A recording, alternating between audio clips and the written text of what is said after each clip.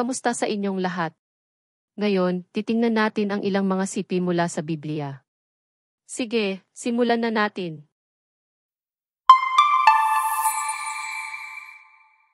Mateo Kapitulo 6 versikulo 26.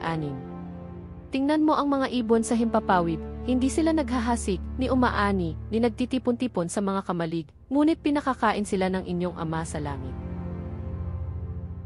Kawikaan Kapitulo 16 versikulo 9. Ang puso ng tao ay nagpaplano ng kanyang lakad, ngunit ang Panginoon ang nagtatatag ng kanyang mga hakbang. Roma Kapitulo 8 versikulo 28. At alam natin na sa lahat ng bagay ay gumagawa ang Diyos para sa ikabubuti ng mga umiibig sa Kanya. Filipos Kapitulo 4 versikulo 11. At ibibigay ng aking Diyos ang bawat pangangailangan ninyo ayon sa Kanyang kayamanan sa kaluwalhatian kay Kristo Jesus. Salmo Kapitulo 23 versikulo 1. Ang Panginoon ang aking pastol, hindi ako magkukulang.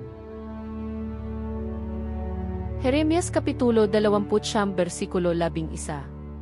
Sapagkat nalalaman ko ang mga plano ko para sa inyo, sabi ng Panginoon, mga plano para sa ikabubuti at hindi para sa kasamaan, upang bigyan kayo ng kinabukasan at pag-asa. Isaias Kapitulo 46 versikulo 10. Ang aking payo ay tatayo at aking gagawin ang lahat ng aking layunin. Salmo Kapitulo 37 versikulo 23. Ang mga hakbang ng tao ay itinatag ng Panginoon pagka siya inalulugod sa kanyang lakad.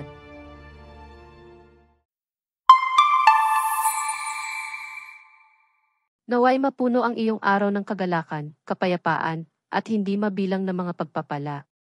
Manatiling positibo at yakapin ang kabutihan sa paligid mo. Salamat sa panunood.